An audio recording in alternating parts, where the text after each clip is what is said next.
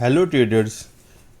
अभी बलरामपुर चीनी मिल में मैंने ट्रेड लिया था और अप्रॉक्स 6% प्रॉफिट मैंने इसमें बुक किया। हालांकि जो प्रॉफिट हुआ था वो लगभग 10 to 11% हुआ था, बट मैं बुक नहीं कर पाया। अब मैं आपको सारे प्रोसेस बताऊंगा इसमें कि मैं पोजीशन मैं कब बुक किया, कैसे बुक करता हूं, और मैं पोजीशन लेने से पहले चार्ट एनालाइज कैसे करता हूं। आइए लेट्स स्टार्ट्स द वीडियो। ये देखिए बलरामपुर चीनी मिल का ये वीकली टाइम फ्रेम है। मैं आपको पहले आपको दिखा रहा हूँ कि मैं एनालिसिस कैसे करता हूँ कोई भी स्विंग ट्रेड लेने से पहले, फिर मैं आपको बाद में अपना एंट्री बताऊँगा। तो ये आप देखेंगे कि ये वीकली टाइम फ्रेम पे ये ट्रायंगुलर पैटर्न बना रहा है। इसे जब मैं ये ट्रेंड लाइन को मैं ये छोटा कर रहा हूँ जो कि आपको समझने में आसानी हो, इसको मैं पहले छोटा कर रहा हूँ ताकि आपको ट्रायंगुलर पैटर्न यहाँ पे लगे एग्जैक्ट। ये क्या, ये ट्रायंगुलर पैटर्न यहाँ पे ये बना रहा है। यहाँ पे आप देखेंगे कि यहाँ पे अप्रॉक्स 3 to 4 टाइम्स इसी लाइन पे सपोर्ट ले रहा है और इस लाइन पे 3 to 4 टाइम्स रेजिस्टेंस लेके ब्रेकआउट दिया। फर्स्ट टाइम ब्रेकआउट दिया लेकिन फिर ब्रेकआउट फेल्ड हो गया। फिर सेकंड टाइम इसने ब्रेकआउट दिया इन सितंबर 2023। ब्रेकआउट देने के बाद ये ऊपर गया। उसके बाद मैं आपको अब ये ट्रेंड लाइन फिर आगे कर देता हूँ। ये आप देखेंगे जब मैं ये ट्रेंड लाइन ये दोनों में 1 मिनट में आगे बढ़ाता हूँ।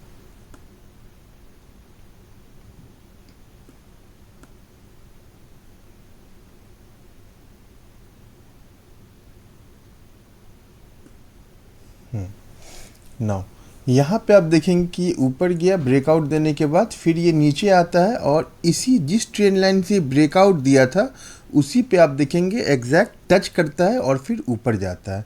यहाँ पे टच करने के बाद क्यों ऊपर जाता है?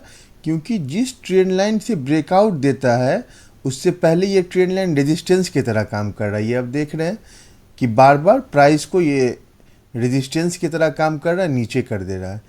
और जब ब्रेकआउट दे देता है तब यही ट्रेंड लाइन जो रेजिस्टेंस की तरह काम कर रहा होता है वो अब सपोर्ट की तरह काम करता है। मतलब अब इस ट्रेंड लाइन के नीचे जल्दी प्राइस को आने नहीं देगा, ये सपोर्ट की तरह काम करेगा और प्राइस ऊपर सेंड कर देता है। यहाँ पे आप देखेंगे आया, सपोर्ट लिया, टच किया और ऊपर चला गया।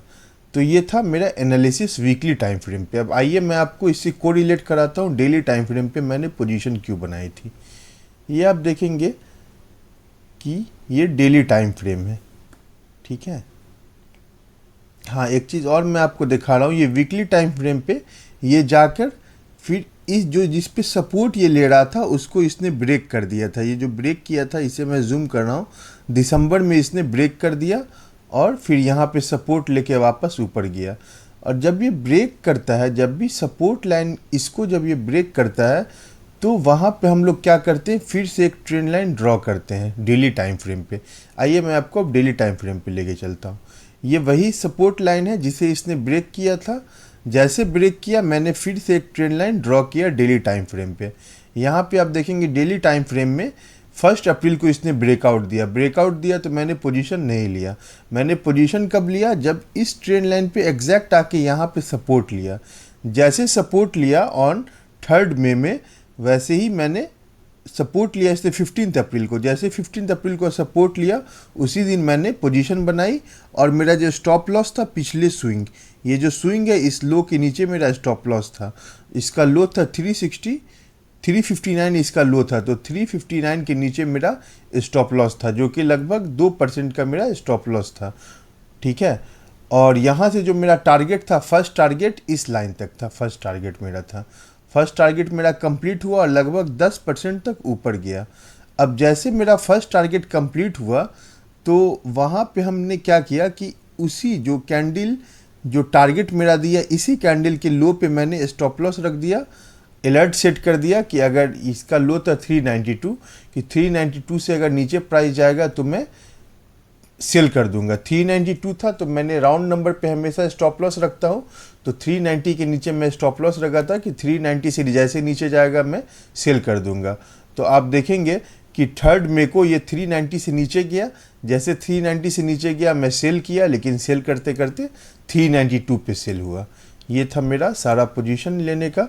अब मैं आपको ऑर्डर बुक दिखा रहा हूँ। ये देखिए 15 अप्रैल को मैंने यहाँ पे लिया था 370 के रेट पे और 3 मई को मैंने सेल किया 392 के रेट पे।